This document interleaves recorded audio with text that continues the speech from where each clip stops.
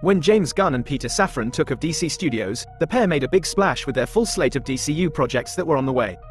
With the reveal of Chapter 1, Gods and Monsters, Gunn and Safran revealed 5 feature films, including Superman, which released this summer, Supergirl, which arrives next year, plus The Authority, The Brave and the Bold, and Swamp Thing, all of which remain in development. They also confirmed 5 TV shows, with Creature Commandos already out in the world and Lanterns set to arrive on HBO next year. Just like the film side of the DCU, the TV side has had a few setbacks.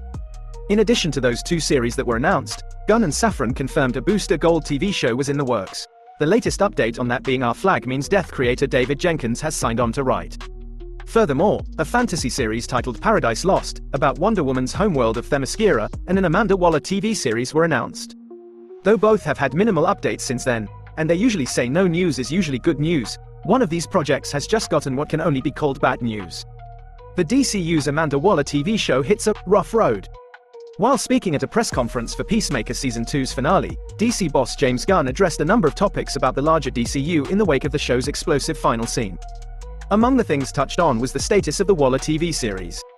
It was previously assumed that the show would spin out of the events of Peacemaker, Viola Davis having appeared in the first season, when we learned that Leota Adebayo is actually her daughter. Couple that with her character's actions being exposed to the world, and you have what seemed like a proper way to get the series going. According to Gunn, it's not that easy. It's just been a rough road, that's all I have to say, Gunn revealed. Sometimes things just happen and it's like butter and it's so easy and you're getting great scripts and it's just, straight off the bat, and other times it's just a rockier road. As I said from the beginning, we'll never greenlight something where the scripts aren't working, and we just haven't had that yet with the Waller show.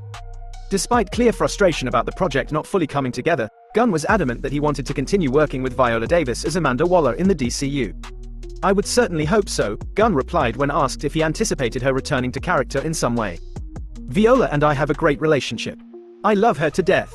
I think she's one of the greatest actors I've ever worked with, and so I would certainly hope so, yeah. As disappointing as it might be for DC fans to not have a series that was announced to the world actually have much movement, it's actually a good thing. Gunn himself noted that he has a very high bar that all projects from DC Studios need to clear in order to get the green light. Putting movies into production without completed scripts or even stories that track with the larger franchise plan is how you get half-baked final products, and spend a lot of money getting there. In the end, Gunn sticking to his guns and maintaining this philosophy is proving to be a saving grace for the DCU, even if it means projects that fans were counting on don't get off the ground.